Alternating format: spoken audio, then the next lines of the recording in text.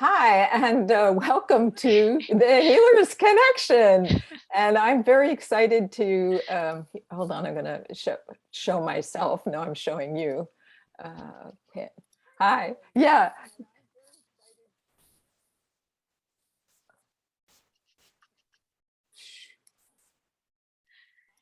Yeah, my very first Facebook Live that I did, the topic was the joys of being messy. Yes. Well, here it is. Here's the joys of being messy. Uh, anyway, I want to welcome you all to the Healers Connection. It is the series that helps you to connect with the healer that might be just perfect and right for you. And I'm Dr. Michelle Pedicola, founder of Secrets of Life and Death and Second Chance Secrets, empowering smart men and women to reinvent their lives after loss, divorce, or major life challenge, and to step into their brilliance and their best life, their great human adventure. And today I'm really excited to share with you my guest and guest presenter, Rachel Heslin.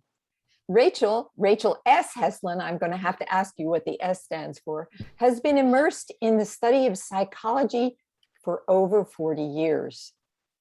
She was first introduced to psychology, to neuro-linguistic programming, and we're going to ask her what that is, by her father, a clinical psychologist, when she was only 9 years old.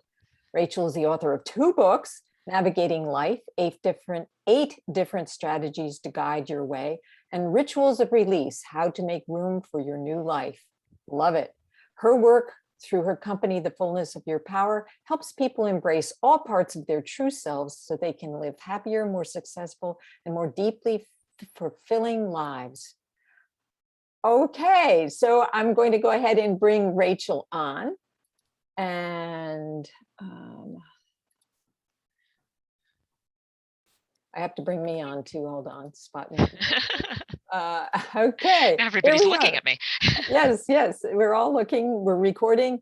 And Rachel, welcome to the Healers Connection. I'm so happy to have you join us. I love your background with the beautiful trees. Is that what your life looks like? Are you surrounded by Actually, beautiful trees? yes, it doesn't look that much different outside my window. I live in the mountains of Southern California, surrounded by national forest. It's Oh, absolutely wow. wonderful. That's great. That's great. So we're going to get really started today on the subject of forgiveness.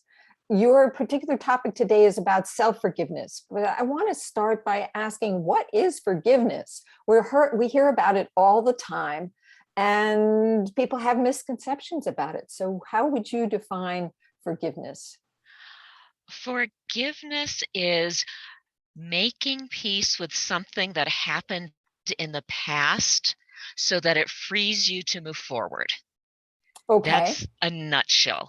There are definite differences, though, between forgiving other people versus forgiving yourself. And I know for myself, it's always been a lot easier to forgive other people. Interesting. Okay, so And before you go further, I have another yeah, question. So yeah, there are some people who, in which they are more self-blaming, that if things don't go right, they blame yeah, themselves, right? And yeah, then there are other people who blame everybody but themselves. Have yeah. you noticed that? And what's the difference between those two people? A lot of it has to do with degrees of self perception. Uh, I think that this is going to sound strange, but the word, and that this may sound a tangent, but I will bring it together, I promise.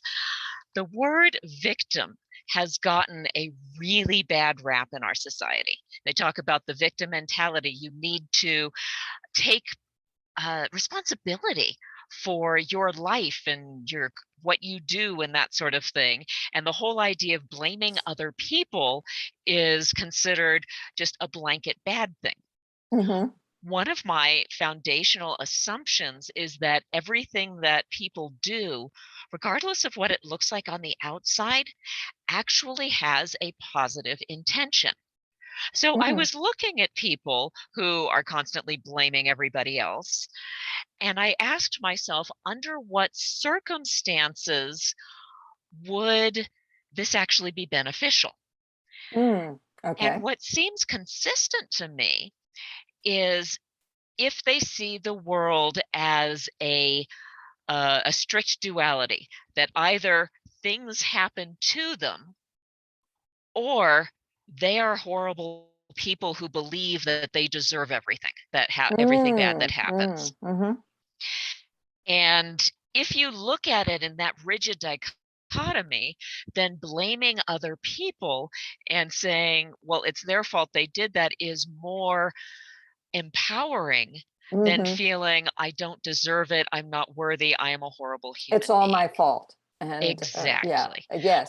Yeah, and the my fault thing is, it kind of goes into, you had mentioned the people who are constantly blaming themselves. Aha.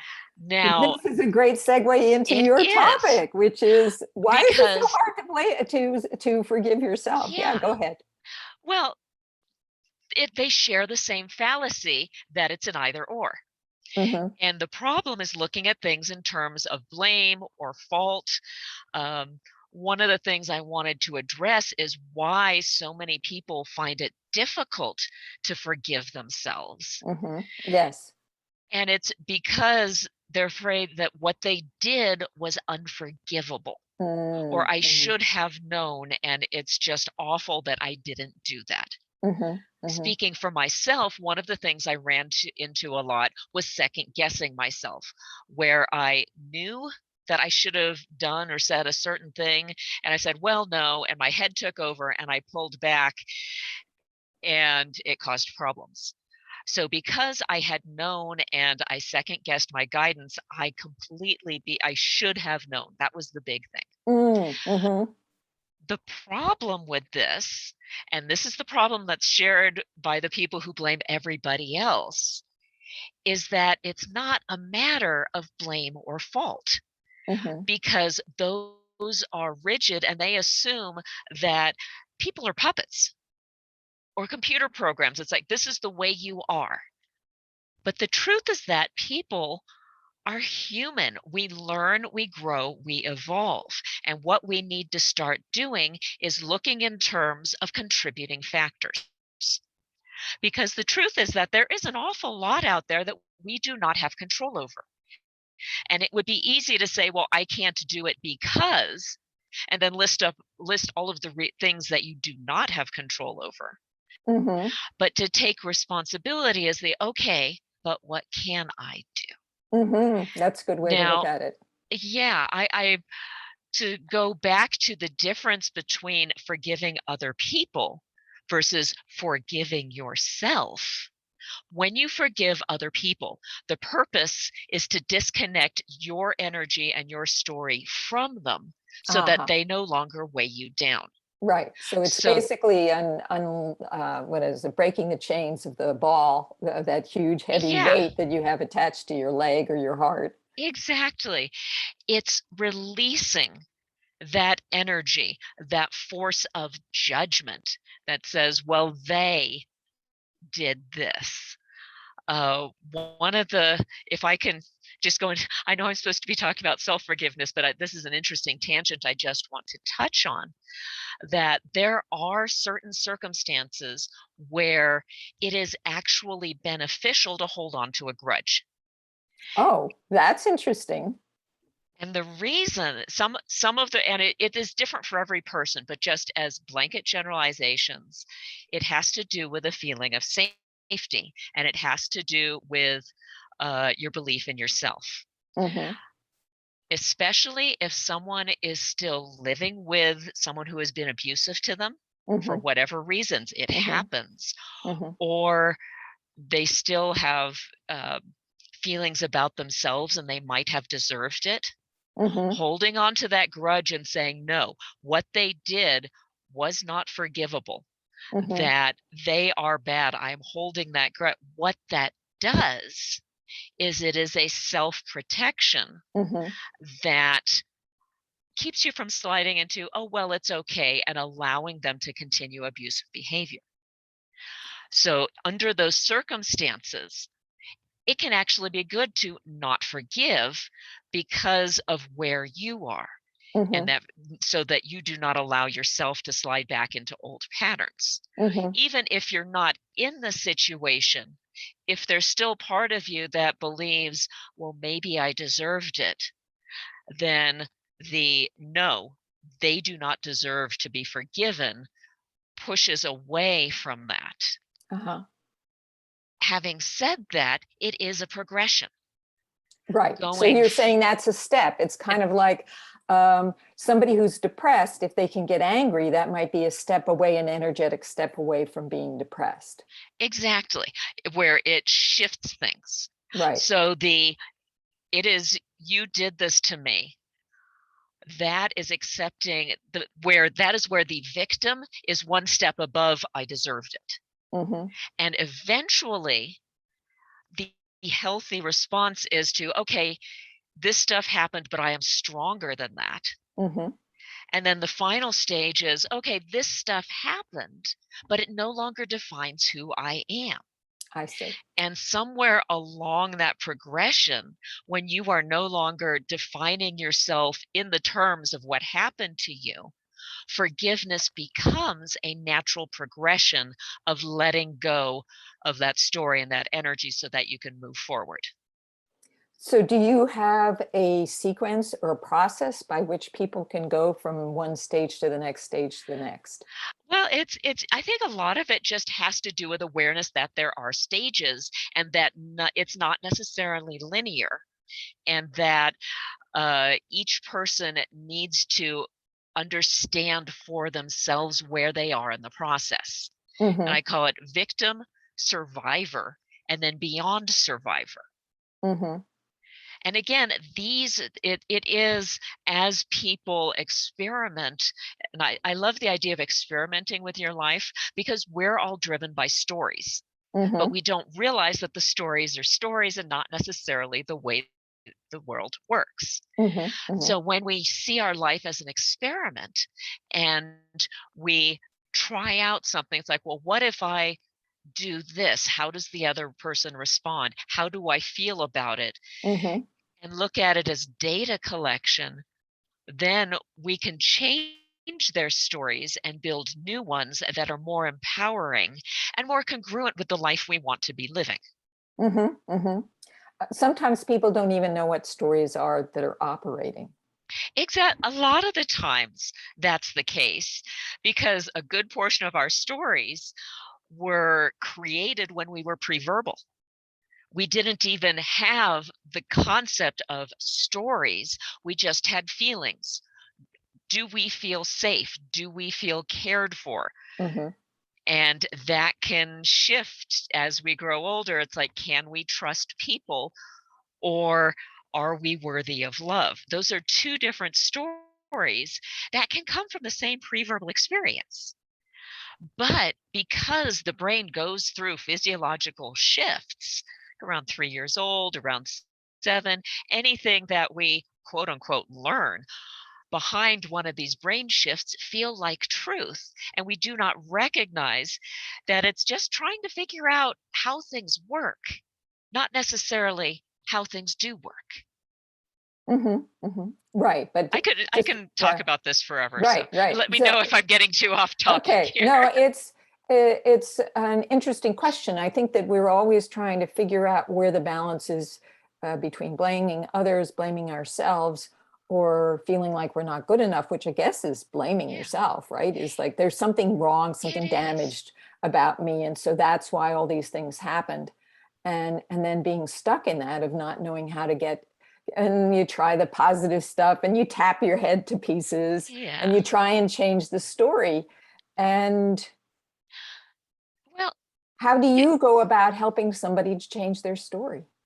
well, I'd like to segue back into the self-forgiveness aspects of this, Okay. because I think that gives it gives like a more, I can give examples for that. Mm-hmm. When I talk about the difference between forgiving someone else versus forgiving yourself, I when forgiving others, it is that release of energy that is part of that healing process and becoming more secure in who you are Mm-hmm. and separating yourself from there. Mhm. When you are forgiving yourself, it is a different focus because it's a different locus of control. You can't control other people. You can't make other people do things. It's a matter of what you are doing within yourself that can shift the relationship, that can shift yourself. Mhm. So when you are forgiving yourself, it is an even greater understanding of what you want to focus on. And I think there are three things that you need to incorporate to have authentic self forgiveness. Because it's easy for some people to say, oh, well, what's done is done and just move on. But for a lot of people, that's not enough. There's that sense of guilt or shame or regret. And Mhm. those are the things that can eat away at you that I want to address. Mhm. And the first thing you need is honesty. Uh-huh. What is it that you did that you feel bad about, or you Mhm. didn't do and you feel bad about? Mhm. Mhm. And it can be a little bit complicated because what you can have the absolute best of intentions and Uh-huh. have it not go the way you wanted. Yes, I noticed that you had mentioned the difference between intentions and impact. So that's probably a good segue into that particular question. What do you mean Yeah. by intention? This is kind of NLP too, isn't it? Where the Well, difference between that people mostly do things for positive intentions. yeah, exactly. Um, you had said I'd touch on NLP just to give an overview of it. Neuro linguistic programming is at its core an understanding that the stories that we tell ourselves shape how we experience our lives. And if you change your stories, you can change your experience and how you see the world, and it can how you feel things. So in a court, that's what NLP is. There's Hmm. a whole lot of other like specific tools and things associated with it, but that's its core concept. Hmm. And one of the reasons it's important to differentiate between intention versus impact is because if you do not recognize that they can be different, you can get mired down into competing stories.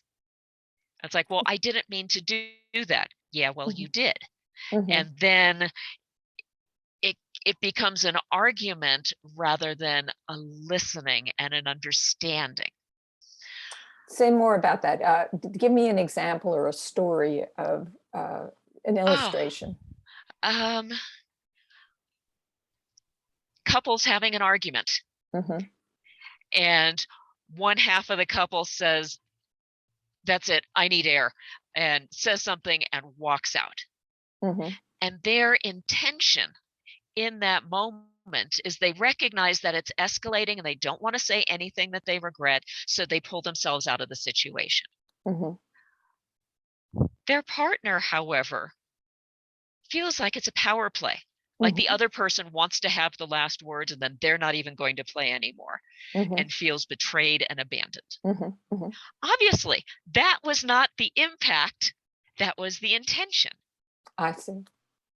But in order for those two people to come back and have an actual conversation about what happened Hmm. and learn from the experience, it's necessary for each person to acknowledge the other person's experience Hmm. I see.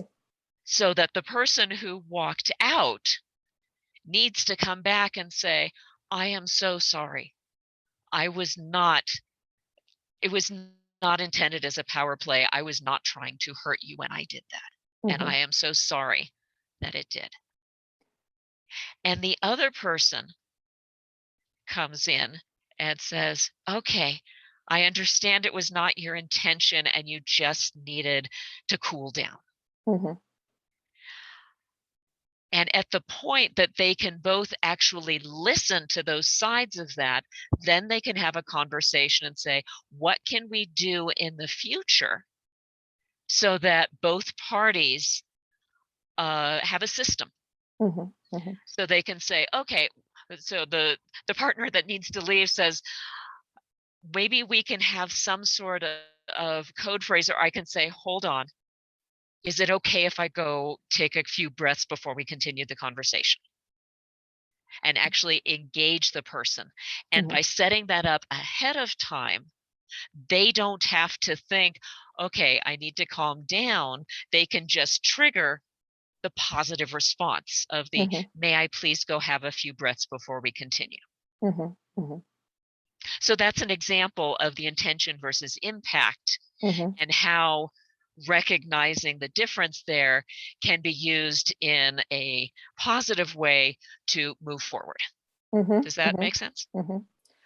Yes, So, it makes sense. yeah. And your examples are very understanding people who are willing to listen to each other, which is not always the case in relationships.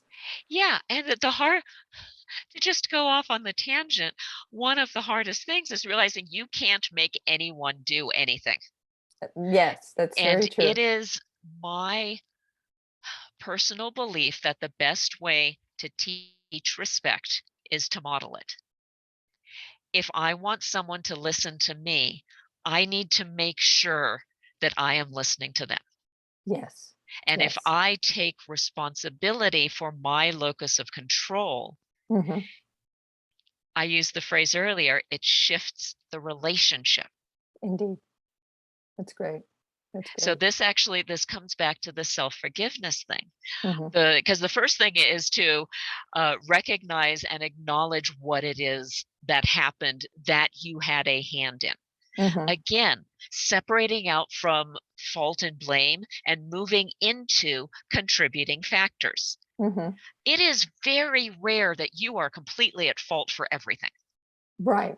At the same time, it is necessary to recognize what parts of it did you contribute? What Right. do you have control over? Right. And focus on, ooh, that thing I said right there did not help the situation. Right. And when you go immediately into your intention rather than realizing that another person might um, experience it in a different way, you need to give a moment or a time to recognize that they have a different experience rather than what your intention is. Exactly. And when you're working with self forgiveness, the acknowledgement of yourself, of your intention, is seen through seen through the lens of compassion. Right. You Right. did not intend bad things, Right. and that is worthy of acknowledgement. Hmm. Hmm. And it is separate from the impact that it had. Right. Right. So that first step Yes. is honesty. Hmm. Yes, you did something that, regardless of whether or not you intended it, led to less than desirable results. Right. Okay. So That's that's step one. right. That's step That's, one yeah.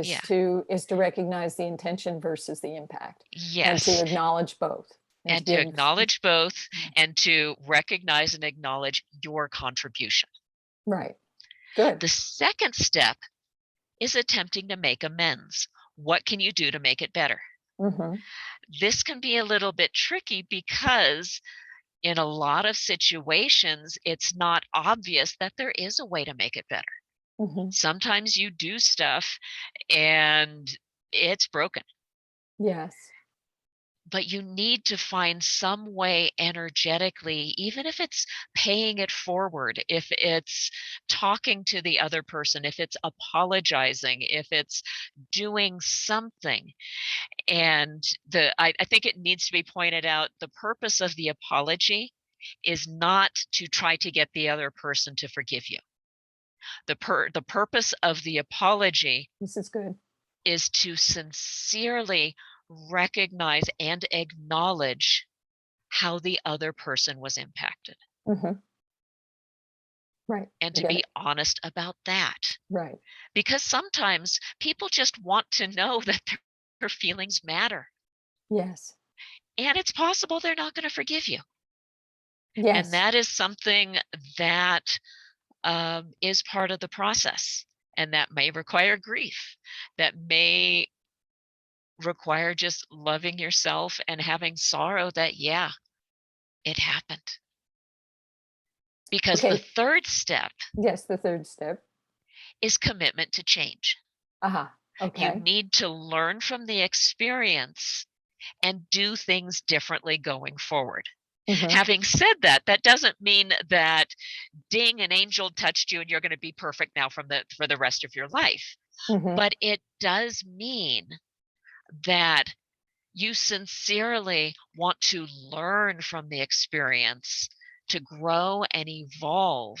And the next time you're in a similar situation, pause and make a different choice. Mm-hmm. Mm-hmm. Now it's possible that different choice still won't have the thing you want, and you'll need to go through the process again. But the purpose of having the process is a recognition that life is fluid. Mm-hmm. Life is dynamic. You Mm-hmm. are constantly learning and growing and changing and evolving and trying to live. So you need to have these processes such as forgiveness, self forgiveness, grief that allow you to process all of these things and the experiences they go on to incorporate them into the next steps of your life so that you can continue to learn and grow and evolve Mm-hmm. I'm because life isn't going to stop happening. No, it's true. It's not, and it's an ongoing journey. I want to open up the chat to Ellen and Candice. If you want or have any questions, specific questions, to please ask Rachel. I'll continue with my number of questions. But if you have questions about this, I of course do. Because, for example, what if you gave an example of somebody who you take action, you have an intention, and it doesn't come out the way you think, and so you feel uh, remorse or you shame or whatever. And the thing is for you to then take some kind of action that ameliorates it or heals it, even if, but the intention there is not to get forgiveness, but simply to clear it. And then the next part is the next part is to Commit to a commit change. to a change of behavior for the next time. So that's the whole process. But I'm curious, what if it comes from a childhood where you believe that you were not wanted or were not good enough? Then how do you forgive yourself? And every time something happens and it looks like, oh, you weren't good enough, you beat yourself up. It's like that's a whole different place. It is. I was working with someone who said that they were mad at that they were mad at their younger self for feeling like it was their fault that their father died. And I just looked at them and said, "Do you see the irony of blaming yourself for blaming yourself?" Uh, Yeah, and like, that's good. okay, yeah, that was there. And in that case, it's not a matter of forgiveness so much as compassion. Hmm. Hmm. Uh, when I talk about what I do, and you included it in my little intro blurb, I say that I help people embrace all parts of themselves. Hmm. And I Hmm. use the word embrace very deliberately. A Hmm. lot of people talk about loving yourself, Hmm. but love is a very amorphous concept. Hmm. You can love, it can mean so many things, and it's hard to visualize, it's hard to sense or feel. Hmm. Whereas the word embrace is a much more kinesthetic, it's a visceral holding, Hmm. and Hmm. it serves two Hmm. purposes. Hmm. When you embrace your younger self, you can feel yourself holding that little kid inside Hmm. who doesn't know that it's not their fault, Hmm. who doesn't know that uh, daddy had a fight with a coworker and that's why he's in such a grumpy mood when he gets home, Right. who doesn't understand. And just holding that child and telling them that they are loved, that Hmm. they are cared for, that they are safe. Hmm. Hmm. But the other side of it is that it emphasizes that you, the person doing the embracing, are now the adult who is Hmm. capable of giving that comfort. Right. And it solidifies that Beautiful. you, although that child is part of who you are, they are not the full sum of you. Right. You are who you are now. You have more resources, you have more understanding, you have more opportunities. Right. That's And great. it places you in that position of empowerment that you can be the one who does things. Absolutely. Absolutely. So I want to stop for a moment and see if either Ellen or Candace have questions. If you do, go ahead and raise your hand, and then I can put you can put your sound on. Yes. So Ellen, do you have a question? Do you want to be on the screen, or you want to just talk from the background? I'll just talk from the background. Good enough. So, Michelle, you kind of touched upon what I was thinking of, which is if you have the upbringing of not feeling loved. My question is, Rachel, you've given a lot of suggestions on how to forgive. Yeah. How do you get past the wall that blocks you from doing that? I do not see it as a matter of getting past the wall. I approach it with curiosity. What still needs to be learned, healed, or changed before it becomes safe to let it go? And the understanding there is that it is not a wall to be broken down, but it's almost like a safety blanket. At the point that it is no longer needed, then it becomes safe to let it go. But until if you're still finding that, that you need to hold on to that, the first thing I would recommend is breathe. Just breathe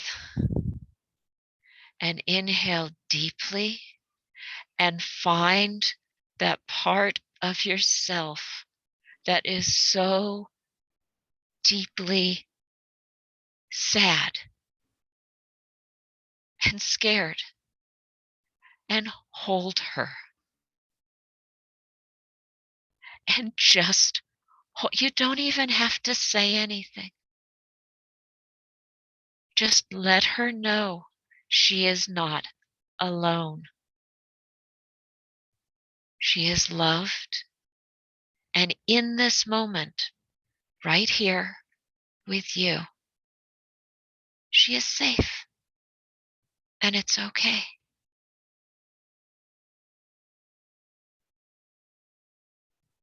It's not a flip of a switch. It's not a should.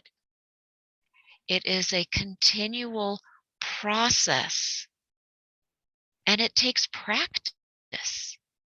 For me, my childhood story is nothing I do will ever be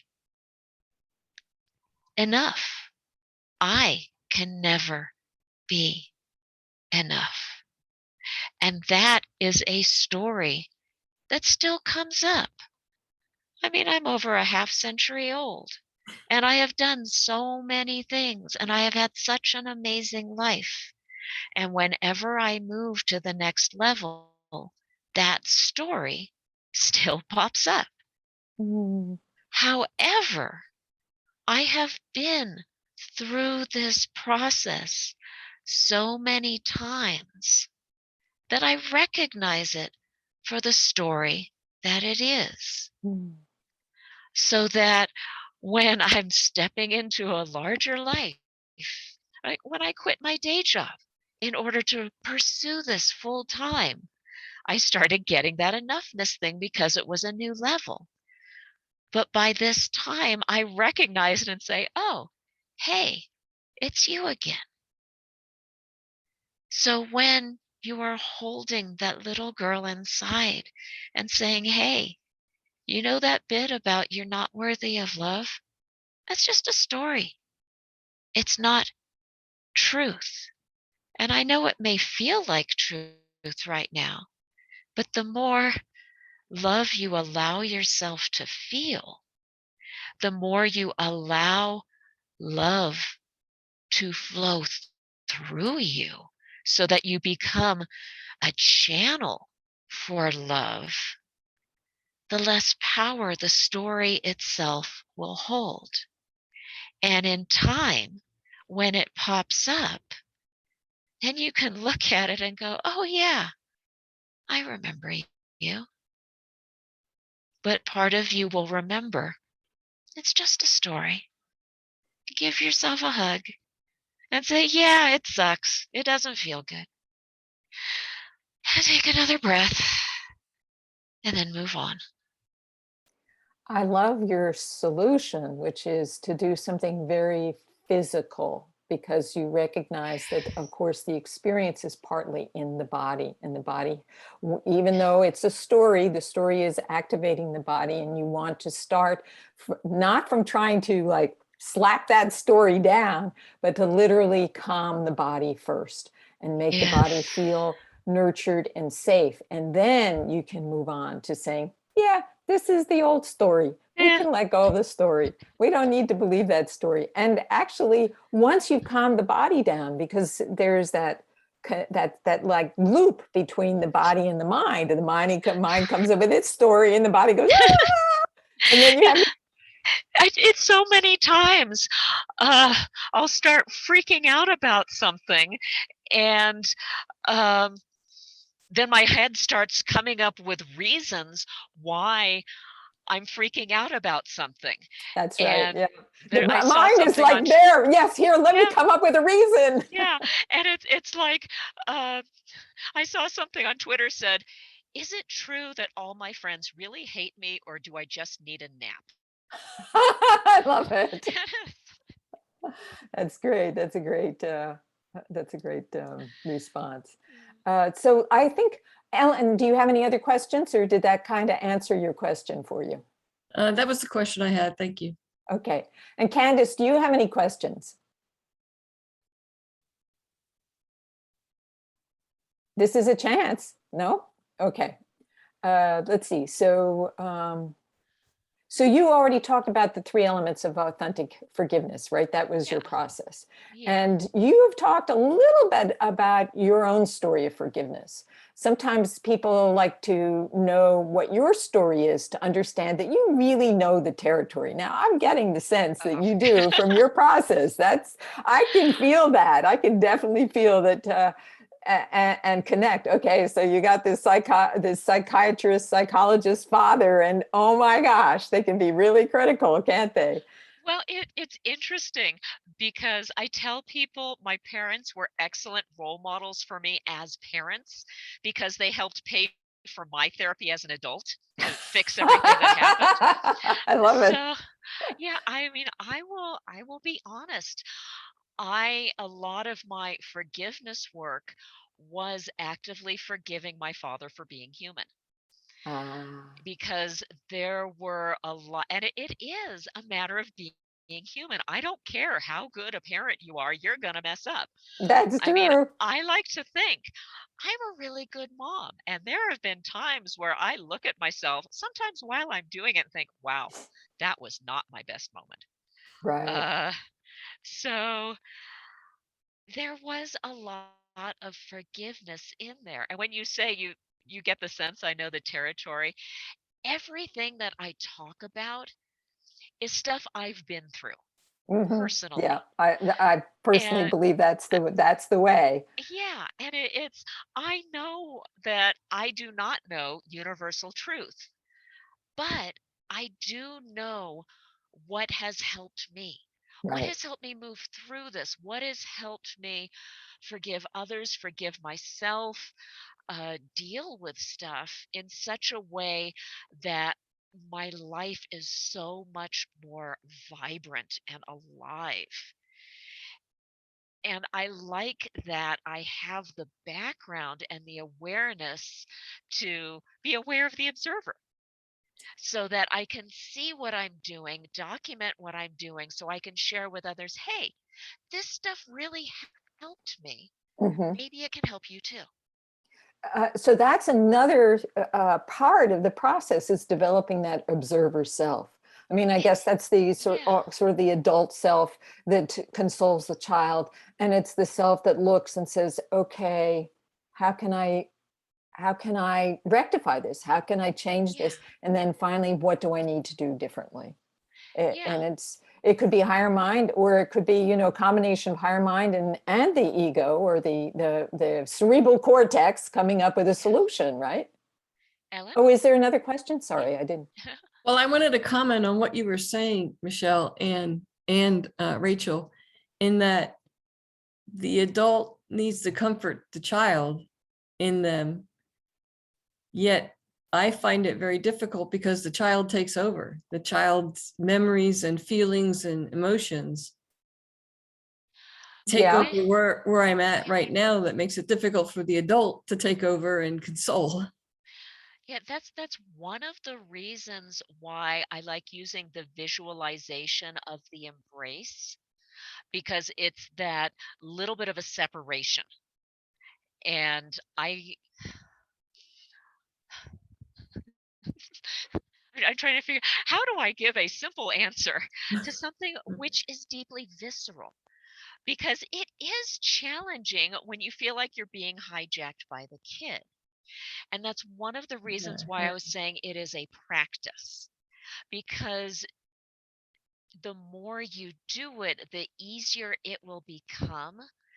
But it does take a deliberate effort to um, ground yourself in your current self. And this kind of goes to what Michelle was talking about of the importance of the embodiment, where when you feel that the child is taking over the physicality of it, when I said start with a breath, take it further. I don't know if you're familiar with the grounding techniques that are often used for anxiety attacks, but they are applicable to many situations, which is you try to bring yourself back to your body by focusing on physical sensations, where you look at something really far away. If, but you can look out a window or across the room, or if you're outside, look at the sky, the clouds, and then look at something close, maybe your hand, and what is the texture, the pattern on it, but just be very, very aware of what it looks like. And then listen, see what is the furthest away something you can listen. Like right now, I have a window open in my office, and somewhere on the road, I can hear a car going by. And then come back to something close and listen. Is there something? Can I hear the breath going in and out of my nose? And try doing that with the other senses, feeling. Can you feel the texture of your computer in front of you, the keys, the desk, something, and then come back to the breath. What do you know? Can you feel it coming in? And the whole purpose of this is to remind yourself, hold on a second, I'm here now. This is me now. Now, if you want to take it to the next level, try doing two of those simultaneously, where you're looking at something and noticing the pattern, texture, color of it, and try listening at the same time. And when you focus on two or more different physical sensations at the same time, it triggers a brain shift that's similar to meditation. Interesting. So the idea is when you feel the child start to be overwhelming, it's like, hold on, where am I? Who am I now? And do these physiological shifts, the looking, the listening, run your tongue over your teeth. What does that feel like? Just something bringing you back to here now. And again, this is something that's cumulative and it takes time, but that's the first step. So what you're saying is if you can bring yourself back into the moment and you can use these physiological exercises, you can step away from that emotional hijack.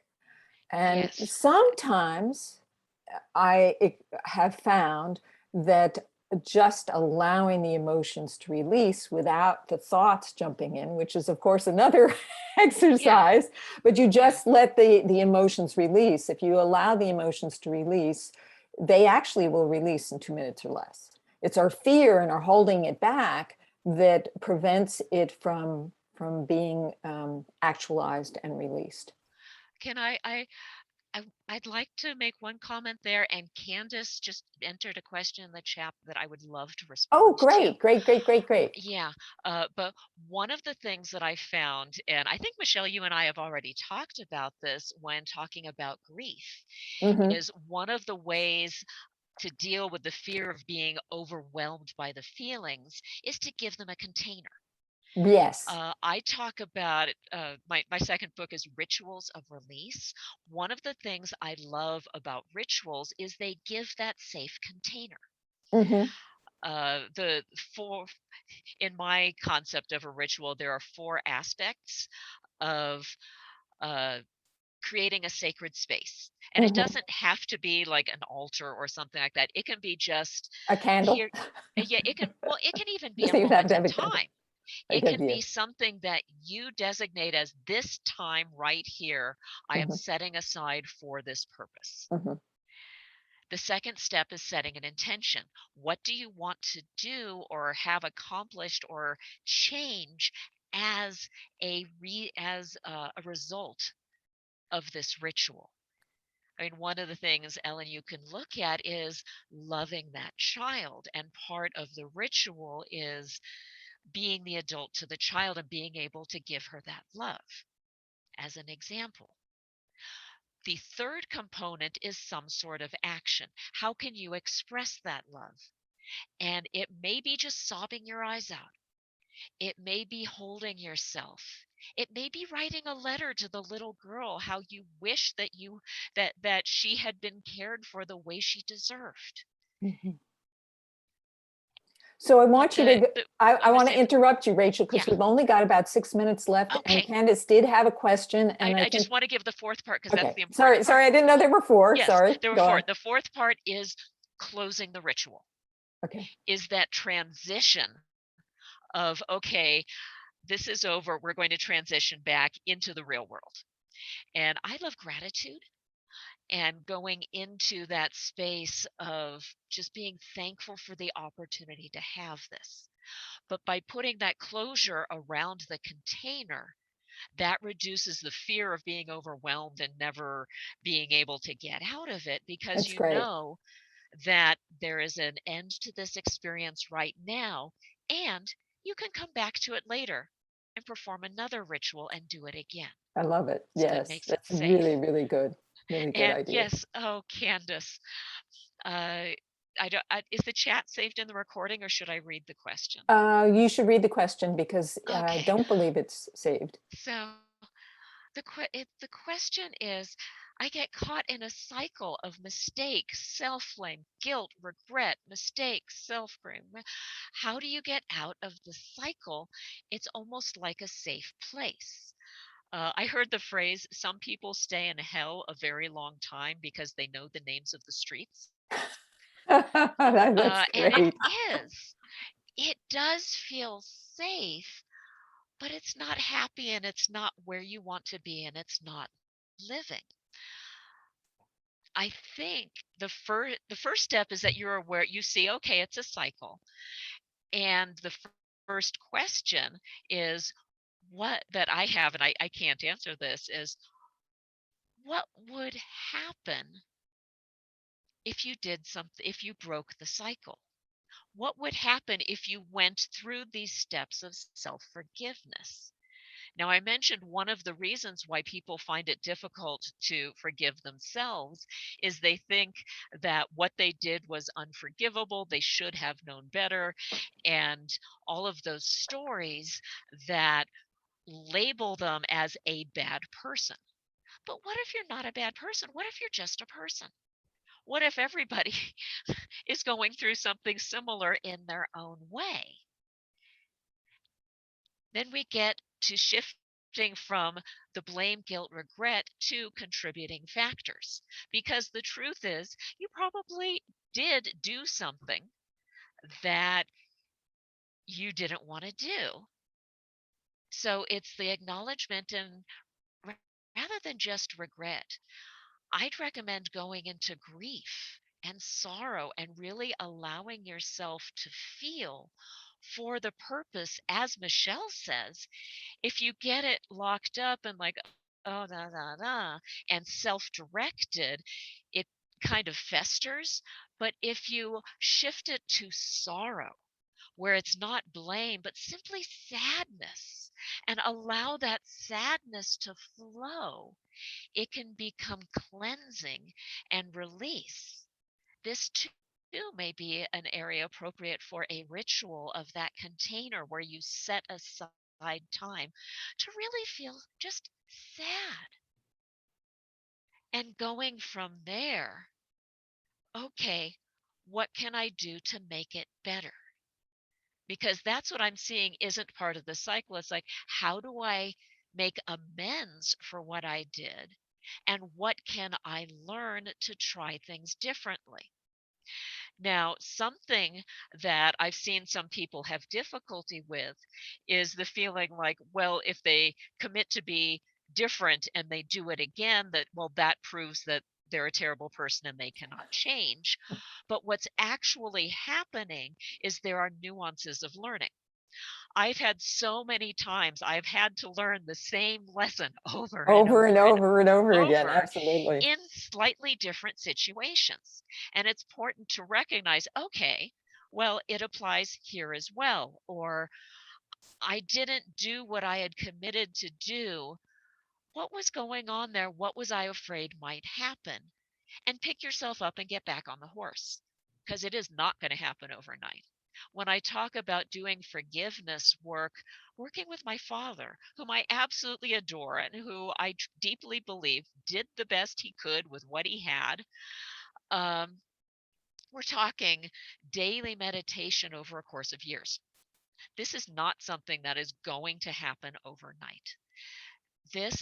But it is a matter of developing, first of all, faith that it is possible. That is the very first thing. Need to believe it is possible to learn and grow. And if there is one attribute that I would love you to start seeing as valuable to cultivate, it's curiosity. What is going on? What is it I fear? What is the underlying story? What is this other person going through? What is the purpose of my being in this cycle? You mentioned it felt safe. What feels unsafe about moving forward? What are you afraid it might mean about yourself? I'm not saying it does mean that, because that's a story as well, but what's the curiosity? Where did that story come from?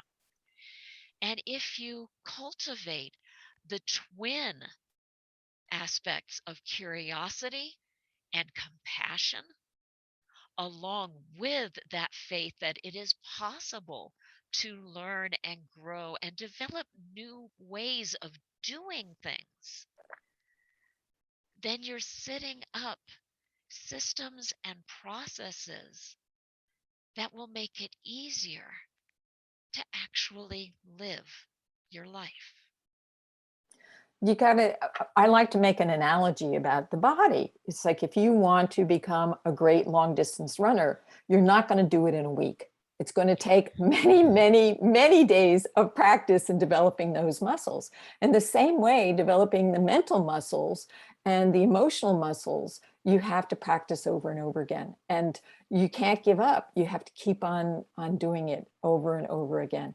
So Rachel, before we leave, because we are at the top of the hour, and I know we started late, but I actually have another commitment. You have this great, I think, free offer of the ritual. And maybe you would like to let people know about that so they can get an access to that.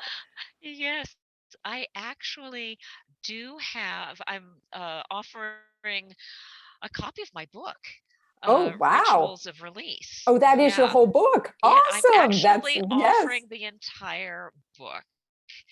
Um, and it's on my website. And your website is? If I send you the link, can you add it to the page when you post this? Of course, of course. Yeah, But so if you can, it's long. You don't have a quick well, blurb it's to hold take on. people. I'm trying to make sure that I actually got it right. It's thefullnessofyourpower.com is my website, and then it's slash rituals hyphen free. Okay, that should be pretty easy. I And I tried to, will put I'm it on the hoping I got that website right. once I Yeah. upload this. The other thing I wanted to let you know out there, because I also have a free offer. Well, I have a series on YouTube, which is called Your Great Human Adventure. And right now, my YouTube channel has got kind of gobbledygook at the end until enough people subscribe. So please, when you go there, I subscribe. subscribed. I know you did, and I subscribed to yours too. And but if you Google YouTube Your Great Human Adventure, you will get to it right away. I was like, I'm the only one who's got that title, so go for it. You'll find it. But it's got short 5-minute videos, 5 minutes or less videos that talk about how to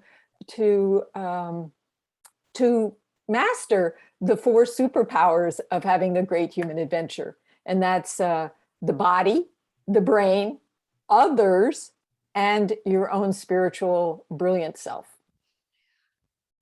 Oh, that sounds lovely. Thank you. So Rachel, so you have 2 things to go out and find out how you can make things better for yourself.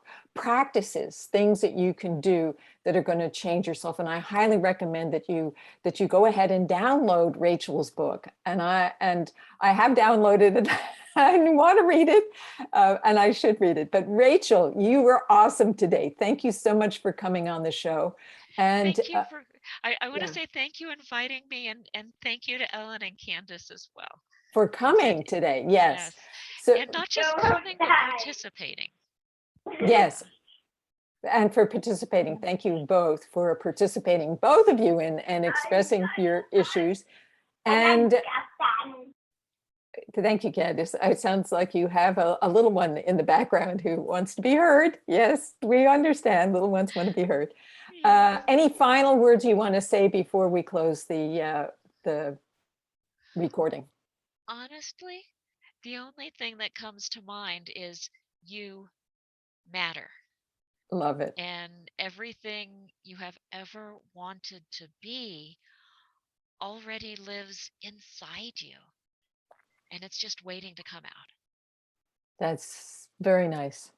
Okay, so have a great weekend, and Rachel will be in touch again, I'm sure. Have a great weekend yourself, and bye, Ellen and Candace. Thank you for joining us, and be brilliant.